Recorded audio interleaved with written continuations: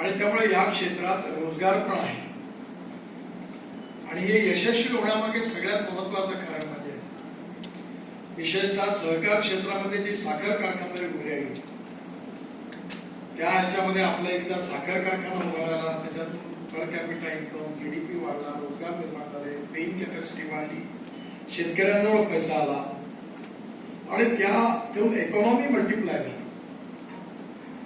आणि त्यामुळे गरिबी, भूकमरी, बेरोजगारी दूर करण्याकरता जे आर्थिक प्रयत्न आपण करतोय आत्मनिर्भर भारत बनण्याच्या दृष्टीने, त्या प्रयत्नांमधून सामाजिक सहकारी चॅरिटेबल ट्रस्ट अशा संस्थांनी पुढे येऊन शिक्षण संस्थांमध्ये किंवा विशेषतः मेडिकलच्या क्षेत्रामध्ये, हेल्थच्या सेक्टरमध्ये अजून खूप काम करण्याची गरज आहे, खूप पोटेन्शियल आहे.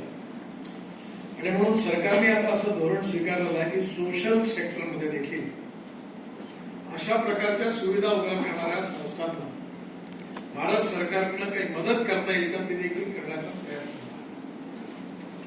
3 दिवसापूर्वी मध्य प्रदेशचे मुख्यमंत्री माझ्याकडे दिल्लीला आले होते, त्यांचे चीफ सेक्रेटरी वगैरे सगळे, आणि मध्य प्रदेशची आर्थिक परिस्थिती आणि तिथल्या उपाययोजनेवर ते म्हणाले तुम्ही मी त्यांना सांगितलं की आपलं शिवनी, बालाघाट, छिंदवाडा हे सगळं आमच्या बाजूला लागून छत्तीसगड आणि मध्य प्रदेश जिल्हे आहेत, तिथून खूप लोक नागपूरला येणार आणि नागपुरात मेडिकल पण तुमच्याकडे शिवनीला जागा आहे, छिंदवाडाला जागा आहे, बालाघाटला जागा आहे, बैतूलला जागा आहे, तर तुम्ही महाराष्ट्रामध्ये जसे प्रायव्हेट मेडिकल कॉलेजेस उभे झाले तशी पॉलिसी आपण तुम्ही ही ₹1 लीजवर सगळे असेट दिले आणि त्या ठिकाणी सरकारी दराने जरी ट्रीटमेंट केली तरी देखील हे अशा प्रकारच्या मोठ्या संस्था उभ्या राहतील. त्यातून डॉक्टरांची संख्या वाढेल, मेडिकल स्टाफ, पॅरामेडिकल स्टाफ याची संख्या वाढेल, रोजगाराची उपलब्धी होईल, सगळ्यात महत्वाचं म्हणजे गोरगरीब जनतेला स्वास्थ्य विषयक सुविधा प्राप्त होतील. कारण ही गोष्ट खरी आहे की 47 मध्ये आपल्याला स्वातंत्र्य मिळाल्यानंतर आज 75 वर्ष आपण जवळपास आता पूर्ण करतो, पण आजही परिस्थिती हीच आहे की शाळेची बिल्डिंग असेल तर शिक्षक नाही, शिक्षक असेल तर बिल्डिंग नाही, दोन्ही असेल तर विद्यार्थी नाही, तिन्ही असेल तर शिक्षक नाही. दवाखान्याची स्थिती अशी आहे की डॉक्टर, मी तुमच्याबद्दल नाही बोलत, डॉक्टर असेल तर नर्स नाही, नर्स असेल तर डॉक्टर नाही, दोन्ही असेल तर औषध नाही आणि तिन्ही असेल तर कोण जाईल तिथे मला अशी वाटते. खूप वाईट स्थिती. वेटरनरी हॉस्पिटल परवा मी नागपूरला आम्ही मोठ्या हॉस्पिटल उघडले तर महाराष्ट्राचे पशुवैद्यकीय मंत्री सुनील केदार सुंदर हॉस्पिटल बांधलं राणांकर. तर मी त्यांना म्हटलं की सुनील, आपल्याला महाराष्ट्रातल्या प्रत्येक जिल्ह्यामध्ये अॅनिमल्स करता सुंदर स्पेशालिटी हॉस्पिटल बांधलं पाहिजे. प्रत्येक तालुक्यात 50 ते 60 प्राण्यांचा वॉर्ड असेल, त्या ठिकाणी त्यांना ऑपरेशन थिएटर सगळ्या सुविधा मिळतील असं ऑपरेशन थिएटर असलं पाहिजे आणि प्रत्येक गावामध्ये असलं पाहिजे. आणि याकरता व्हेटरनरी डॉक्टर जर काही करत असतील तर आपण एमएसएमई मधून त्यांना कर्ज देण्याची योजना तयार करायचं ठरवलं. एवढं तंत्रज्ञान बदललं की 1952 साली आपल्या देशातले गीर नावाची गाय ब्राझीलमध्ये गेली आणि त्या गायीला तिथे आता ती 60 लिटरची दूध देते आणि ब्राझीलच्या शास्त्रज्ञांनी त्या गायीपासून एक सांड तयार झालं, टोरॅन्डो काहीतरी नाव आहे आणि त्याचं सिमेंस आपण हिंदुस्थानमध्ये आणलं आणि आपल्या 2 लिटरच्या गाईला दिलं तर 25 लिटरची पुरी झाली. आता सांगलीला चितळेंनी तो प्रयोग केलेला, तो सगळीकडे करायची गरज आहे की आता 101% इंजेक्ट केल्यानंतर बोरीच होईल आणि आपली हुस्टन, आपल्या इथली जर्सी गाय 3 वेतामध्ये पुन्हा देशी ब्रीड मध्ये कन्वर्ट होणार आपली गाय ही 50-60 लिटर दूध देणारी गाय आपल्या देशात तयार झाली तर आपली इकॉनॉमी बदलून जाईल. आणि आता तर आम्ही शेणापासून पेंट बनवलं. माझी विनंती आहे तुम्हाला, ही टेक्नॉलॉजी तुम्ही प्रत्येक गावात न्या. आम्ही शेणाचा 800 उद्योग आता सुरू झाले. काय काल मला दादांना आठवत असेल, काल मला एकाने शेणापासून तयार झालेला पेंट भेट दिला, प्राकृतिक पेंट म्हणजे इनॅमल पेंट आणि डिस्टन्स दोन्ही पण. आणि आज भारतातल्या मार्केटमध्ये उपलब्ध असणाऱ्या कुठल्याही पेंटपेक्षा क्वालिटीने उत्तम त्याचे अष्टलाभ आहे की जे त्या पेंटमध्ये नाही असे 8 लाख त्याच्यामध्ये आहे. आणि त्या पेंटमधून त्याची किंमत या सगळ्या एशियन नेरोलॅक जे ब्रँड आहे 50% कमी आहे. 12 लाखाची एक इंडस्ट्री आहे. प्रत्येक गावात गाय म्हशी आहे. 5 रुपये किलो जर शेणाचा भाव झाला तर गोरक्षण उघडण्याची गरजच पडणार नाही, कारण गोमूत्राला भाव मिळेल आणि शेणाला भाव मिळेल, दुधाला भाव मिळेल. तर कशा करता कोणी गाय विकणार आहे? आणि म्हणून टेक्नॉलॉजीचा उपयोग करून ग्रामीण भागामध्ये शिक्षा क्षेत्र, स्वास्थ्य क्षेत्र आणि आर्थिक क्षेत्रामध्ये एक मोठं ट्रान्सफॉर्मेशन करण्याची गरज आहे. आणि हे ट्रान्सफॉर्मेशन करण्यामध्ये सरकार फॅसिलिटर आहे, पण यात काम करणारे जी सामाजिक नेतृत्व आहे, ते एज्युकेशन इन्स्टिट्यूशन, चॅरिटेबल ट्रस्ट, साखर कारखान्याच्या निमित्ताने पुढे होणार आहे, ते त्यांनी त्याच्यावर खूप काम करतात. मला खूप आनंद आहे, तुमचा साखर कारखाना खूप चांगला. आमच्याकडे विदर्भामध्ये आम्ही एकटाच 3 कारखाने चालवतो, थकलो बंद नाही पडलं. तर महाराष्ट्र म्हणजे मेरिट मधले साखर कारखाने आणि शेतकरी म्हणजे मेरिट मधले विद्यार्थी. मराठवाडा म्हणजे फर्स्ट क्लास मधले आणि विदर्भ म्हणजे ज्यांना 100 पेक्षा 25 पेक्षा कमी गुण मिळाले अशांची शाळा. मला आनंदाला तुमच्या इथल्या लोकांच्या मदतीने आमच्याकडे 105, 110 टन एकरी ऊस. तुमच्याकडे 7-8 लाख टनाचं कृषी झालं. मध्ये मला भेटले भोसले साहेब, मी त्यांना सांगितलं की तुम्ही साखर नका तयार. म्हणजे पश्चिम महाराष्ट्रातल्या साखर कारखानदारांना विनंती आहे की साखरेचं उत्पादन कमी करा. आपल्या देशात मागच्या वर्षी टोटल 310 लाख टन साखरेचं उत्पादन झालं आणि त्याच्यापैकी आपली रिक्वायरमेंट 240 लाख टनाची आहे. ब्राझीलमध्ये आता भाव वाढला, त्यामुळे सध्या जरा भाव दिसता कोणी टेम्पररी फेल आहे. ब्राझीलचा ऍव्हरेज भाव 22 ते 23 रुपये किलो आहे आणि आपला 32 ते 33 रुपये किलो आहे. मागच्या वर्षी आम्ही 6,000 कोटी भारत सरकारकडनं साखर एक्सपोर्ट करायला सबसिडी दिली. त्याच्या आधीच्या वर्षी 4,000 कोटी आता दिली आहे मागच्या वर्षी. आता यावर्षी बंद केली आहे, पण साखर जरा एक्सपोर्ट होण्याकडे ब्राझीलमध्ये दुष्काळ आहे. पण येणाऱ्या काळामध्ये साखरेचं रूपांतर इथेनॉल मध्ये करा. आणि कालच मी पुण्यात सांगितलं आणि आता परवानगी मिळाल्या. माझी तुम्हालाही विनंती आहे की तुम्ही आता कारखान्यातर्फे इथेनॉलचे पंप टाका. तुम्हाला अडचण सगळ्या परवानग्या मी मिळवून देतो. पेट्रोल डिझेल बंद करा. इथेनॉल हे पेट्रोलपेक्षा चांगलं होईल.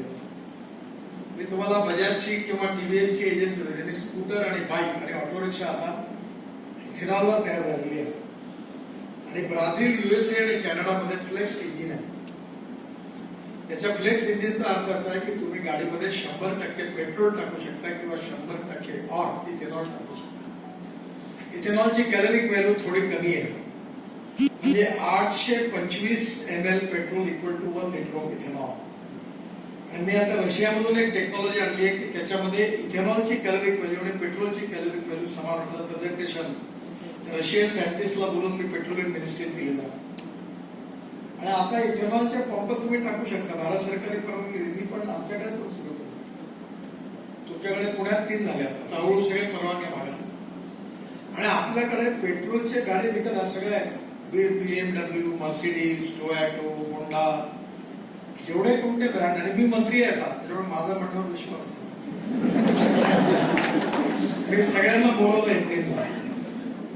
आणि त्यांनी मला सांगितलं की sir it is very difficult sir, it will take time sir, you give sir 2-3 years, 3 years. मी सगळं ऐकलं. म्हटलं होय आपका 6 महीने के अंदर तुमको करना है जो, नहीं तो देखो म्हणलं भाई. आणि सगळ्यांनी केला. सगळ्यांचे ब्रँड येणारा बाजारात किंमत तीच. आणि आता तर ग्रीन हायड्रोजन पण आला. म्हणजे बगास पासून घाण पाणी जे आहे त्याच्यापासून ऑक्सिजन आणि हायड्रोजन वेगळा केला तर ग्रीन हायड्रोजन तयार करता येईल. आणि सोलर एनर्जीचा उपयोग करून ग्रीन हायड्रोजन तयार केल्यावर हे भविष्यातलं फ्युएल राहणार आहे. त्यामुळे तुम्ही जसं उसापासून साखर इथेनॉल तयार केलं तसं पुढे ग्रीन हायड्रोजन आपल्याला तयार करायचं. आणि सिमेंट इंडस्ट्रीमध्ये, केमिकल इंडस्ट्रीमध्ये आता थर्मल कोल इम्पोर्ट आपण करणार नाही, इलेक्ट्रिक वापरणार नाही, आपण ग्रीन हायड्रोजन वापरायचं आपलं स्वप्न आहे. त्यामुळे innovation, entrepreneurship, science, technology, research, skilled and successful practices याला आपण नॉलेज म्हणतो. आणि तुम्ही इथे हेच केलंय, conversion of knowledge into wealth. आणि त्यामुळे आता केवळ साखर कारखाना, इथेनॉल आणि हॉस्पिटल याच्याबरोबरच रुरल इकॉनॉमीमध्ये आता सगळं आपण खालचं जे काही असेल ते गृहीतून त्याच्यावर व्हॅल्युएशन करायचं आहे. No one is waste. मी नेहमी सांगतो की कोणीही माणूस वेस्ट नसतो, राजकारणात नाही, समाजकारणात नाही, हा कामाचा नाही असं काही नाही. No one is waste, no material is waste. It is depending upon the vision of the leadership. It is depending upon appropriate technology. You can convert waste into wealth. माझं खूप स्वप्न होतं, मी आमच्या शहरात मी तिथला सासदार आहे, मी एकदा ठरवलं की आमच्या पॉवर प्लांट मध्ये आमचं जे टॉयलेट वॉटर आहे ते न्यायचं. खूप कठीण झालं कारण आउट ऑफ बॉक्स सरकारमध्ये कल्पना सांगताना लोकांना पटत नाही, खूप वेळ लागतो. मला आश्चर्य वाटेल, आमची महानगरपालिका आता आमचं सिवेज वॉटर म्हणजे शहरातलं टॉयलेटचं पाणी शुद्ध करतात आणि महाराष्ट्र सरकारच्या वीज मंडळाला विकतं. त्याचे आम्हाला वर्षाला 300 कोटी रुपये मिळतात. त्याच्यामुळे आता मी आमच्या कमिशनरला सांगितलं की टॉयलेटच्या पाण्यावर सोलर एनर्जीचा उपयोग करून आता त्या पाण्यातून ग्रीन हायड्रोजन कसा तयार करता येईल हा प्रोजेक्ट टाकायचा. म्हणजे टॉयलेटचं पाणी फुकट, ते वेस्ट वॉटर.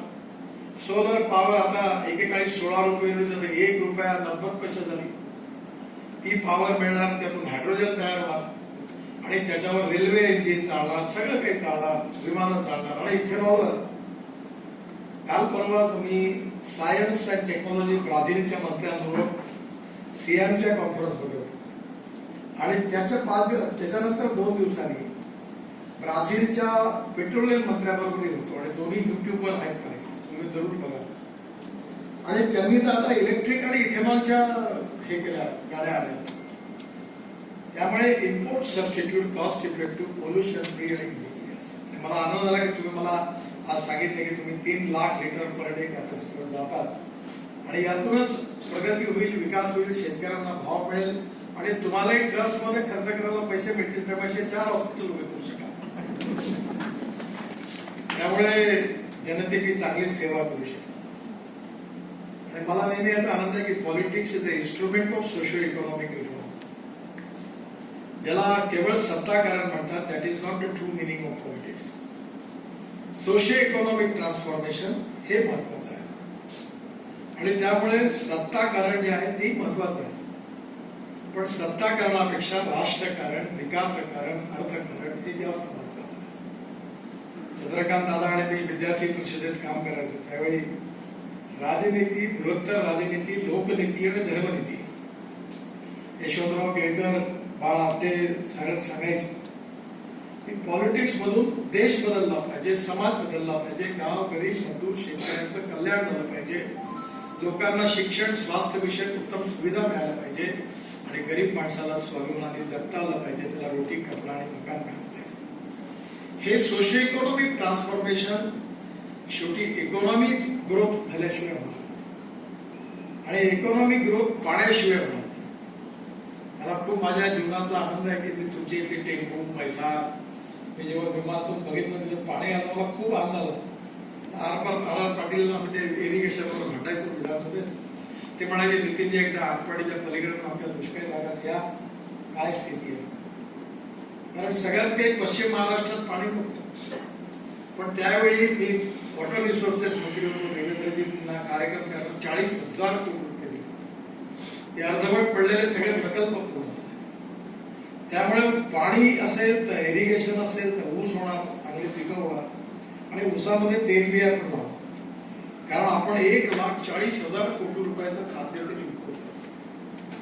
आणि आज आपल्याकडे जे सरप्लस आहे, कृषी पॅटर्न आहे, क्रॉप पॅटर्न जो आहे तोही बदलला पाहिजे आणि येणाऱ्या काळामध्ये त्यातून मिळणाऱ्या पैशातून हेल्थ सर्व्हिसेस, एज्युकेशन याचा उत्तम उपयोग करून त्याच्यातही आपण एक चांगलं काम करू शकतो. त्याचं उदाहरण म्हणजे आपलं हॉस्पिटल आहे, ट्रस्ट आहे. एकदा मी इनोव्हेशनला आलो होतो आणि खरोखर हे चित्र, याचं अनुकरण सगळ्या देशांनी करावं अशा प्रकारचं चित्र, अशी अनेक उदाहरणं विशेषतः पश्चिम महाराष्ट्रामध्ये आहेत. पण मी माझ्या सगळ्या पश्चिम महाराष्ट्रातल्या मित्रांनो साखरच करत राहिलं, ऊस वाढत राहाल, एक दिवस भीक मागायची वेळ आल्याशिवाय राहणार नाही. मी यावेळी इथेनॉलच्या मागे लागलो 4-5 वर्षात, म्हणून साखर कारखानदारी पश्चिम महाराष्ट्रात आज वाचली आहे. जर इथेनॉल आलं नसतं तर साखरेच्या बरोबर गड्ड्यात गेले असते. वाईट स्थिती आहे. त्यामुळे आता डायव्हर्सिफिकेशन केलं पाहिजे आणि त्यातून जी समृद्धता संपन्नता येईल, त्यातून शिक्षण आणि स्वास्थ्य विषय, गोरगरीब गाव गरीब मजदूर शेतकऱ्याचं कल्याण करणं जे मॉडेल आपलं आहे हे खूप चांगलं आहे. आणि त्यातून एवढे चांगले डॉक्टर नर्सेस एवढं उत्तम काम तुम्ही केलं. आणि म्हणून मी जे मगाशी सुरुवातीला सांगितलं की कोविडमध्ये सरकारी हॉस्पिटलने तर काम केलंच, पण सामाजिक क्षेत्रामधले जे सेवा चॅरिटेबल ट्रस्ट किंवा उद्योगांनी जे हॉस्पिटल उघडले त्यांचे योगदान अतिशय उल्लेखनीय आणि ऐतिहासिक आहे. सरकारची जबाबदारी आहे, संविधानाप्रमाणे राज्य सरकार आणि भारत सरकार स्वास्थ्य विषयक सुविधा देणे ही त्यांची जबाबदारी आहे. पण सरकारच्या मर्यादा आहेत आणि त्यामध्ये आपल्यासारखं समजा एकच कल्पना करा की हे हॉस्पिटलच नसतं, हे पेशंट कुठे गेले असते, हे हॉस्पिटल नसतं तर अनेक कोविडचे पेशंट, लहान मुलं, गर्भवती स्त्रिया कुठे गेल्या असत्या, त्यांचं काय झालं असतं. आणि म्हणून आज आपल्याला येणाऱ्या आत्मनिर्भर भारत आपल्याला बनवायचं आहे. 75 वर्ष झाली आणि त्यातून शिक्षण विषयक आणि स्वास्थ्य विषयक क्षेत्रामध्ये खूप काम करायचं आहे. तेव्हा हे जे मॉडेल आहे हे खूप चांगलं आहे आणि याच्यात आपण अतिशय चांगलं काम करत आहात. ज्या डॉक्टरांचा, नर्सेसचा, आपला मेडिकल पॅरामेडिकल स्टाफचा आपण आज सत्कार केला, त्या सगळ्यांना मी मनापासून खूप खूप धन्यवाद देतो, त्यांचं अभिनंदन करतो. कदाचित कोविड आता पुढे येणार नाही असं, पण always think for the best and prepare for the best. तेव्हा माझी एकच विनंती आहे की आपली तयारी अशीच वाढवत ठेवा, कारण कधी काय मिळेल सांगता येत नाही. आणि नक्कीच इथल्या गरीब लोकांची काळजी घेण्याकरता तुम्ही सक्षम आहात याचा मला खूप आनंद आहे. मला खूप खूप आपल्या सगळ्यांना धन्यवाद, शुभेच्छा, नमस्कार. May I request respected Dr. Atul Bhosle sir to propose a vote of thanks. आजच्या कार्यक्रमानिमित्त आपल्या देशाचे नेते आदरणीय नितीनजी गडकरी साहेब कार्यक्रमाला उपस्थित राहिले. मी आज एक विशेष आठवण आपल्याला सांगू इच्छितो की मागच्या काही दिवसांपूर्वी आदरणीय नितीनजींनी मला घरी वेळ दिली होती. घरी वेळ दिली होती त्यावेळेला आदरणीय गडकरी साहेबांनी मला सांगितलं की अतुल, तुम्ही जोपर्यंत इथेनॉलचं प्रमाण वाढवत नाही तोपर्यंत तुमचे कारखाने कधीही आर्थिकदृष्ट्या सक्षम होऊ शकणार नाही. त्यावेळेला साहेबांचं मी मार्गदर्शन घेतलं. त्यावेळेला साहेबांनी मला सांगितलं की किमान 5 लाख लिटरची डिस्टरी आपण उभी केली पाहिजे. साहेबांनी सांगितल्यानंतर मी आदरणीय सुरेश बाबांना सांगितलं की साहेबांनी असं असं सांगितलं आणि आम्ही कारखान्याच्या जनरल बॉडीमध्ये साहेब ठराव घेतला की कारखान्याच्या विस्ताराबरोबर 3 लाख लिटर प्रतिदिन आपल्याला डिस्टिलेशन करण्याचा प्रकल्प करायचा आहे आणि आपण दिलेल्या सूचनेनुसार आम्ही हा प्रकल्प आता करायला घेतलेला आहे. एकच आपली विनंती आहे की आपला असाच आशीर्वाद आपण कायम आमच्यावर ठेवावा. चंद्रकांत दादांनी देखील आज वेळ काढून आले, याच्याबद्दल आपले सगळ्यांचे आभार मानतो. जय हिंद, जय भारत.